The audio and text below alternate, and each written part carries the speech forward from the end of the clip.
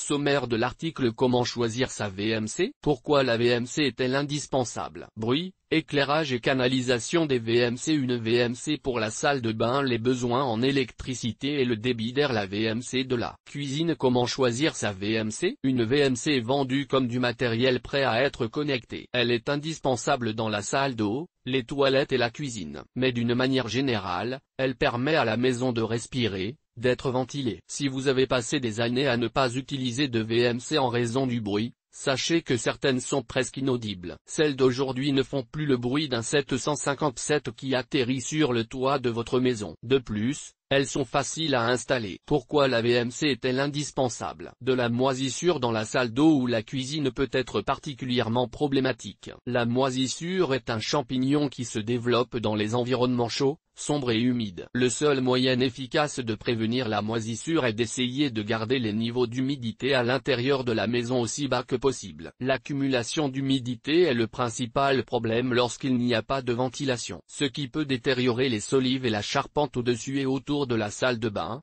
faire lézarder ou s'écailler la peinture, abîmer les plaques de plâtre, déformer les meubles et éroder des appareils électriques. L'usage primaire d'une ventilation est d'extraire l'air humide et vicié d'une pièce, et le déposer à l'extérieur de la maison. Une VMC est conçue pour ne pas être vue. Elle est fixée au plafond entre les solives, avec un tuyau d'évacuation débouchant sur l'extérieur. La seule partie que vous devez voir est la calandre. Bruit, éclairage et canalisation des VMC. Avant d'acheter votre ventilation mécanique contrôlée, vérifiez si vous pouvez utiliser les canalisations et les câblages déjà existants. Il est également bon d'avoir un minimum de connaissances. L'unité standard pour mesurer la quantité de bruit que fait la VMC en marche s'appelle sonnet. Le mot est issu de soni, ou bruyance, une valeur numérique représentant le volume sonore tel que perçu par l'être humain. Plus le niveau de soni est bas, plus la ventilation est silencieuse. Un sonnet est équivalent au son d'un réfrigérateur silencieux. Une VMC silencieuse est notée à environ 1,5 sonnets,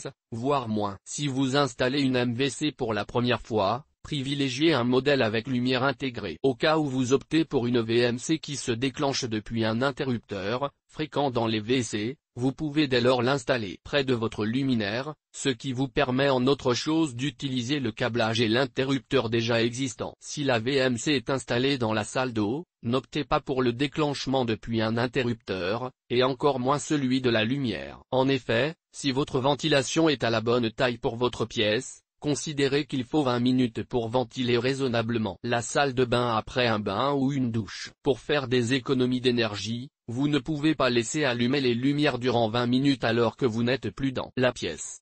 Si vous remplacez ou améliorez une VMC, le diamètre du raccord de conduit sur le nouveau boîtier peut être plus large que celui du conduit en place. Pour optimiser les performances, essayez d'apparier le diamètre du conduit avec le nouveau produit. Une VMC pour la salle de bain. Avant d'acheter une nouvelle ventilation ou de remplacer l'ancienne, prenez ceci en compte. Remplacer une ventilation mécanique contrôlée déjà existante est beaucoup moins complexe que de faire une nouvelle installation. Pour cette dernière, il vous faut faire passer le tuyau d'évacuation à travers le plafond ou un mur. Si vous prévoyez de brancher la VMC vous-même, assurez-vous de connaître le câblage électrique de votre maison. Installez la VMC aussi près que possible de la douche pour la salle d'eau, et à mi-distance des plaques de cuisson et de l'évier pour la cuisine, afin de capturer immédiatement l'humidité. Assurez-vous qu'elle donne sur l'extérieur et non dans les combles. La ventilation qui donne dehors se dirige impérativement vers le bas pour empêcher que la pluie ou des déchets n'entrent dans votre maison. Suivez toujours les instructions du fabricant, fournies lors de l'achat. Dans la mesure du possible, cherchez une ventilation qui respecte les exigences écologiques en vigueur. Si le niveau d'humidité est élevé, assurez-vous que votre VMC soit inscrite pour une installation dans des environnements humides. Ce produit a une enveloppe protectrice forte certifiée pour ses performances dans les endroits plus humides. Les besoins en électricité et le débit d'air. L'efficacité énergétique se vérifie ailleurs que dans le simple fait de sélectionner une VMC efficace du point de vue énergétique,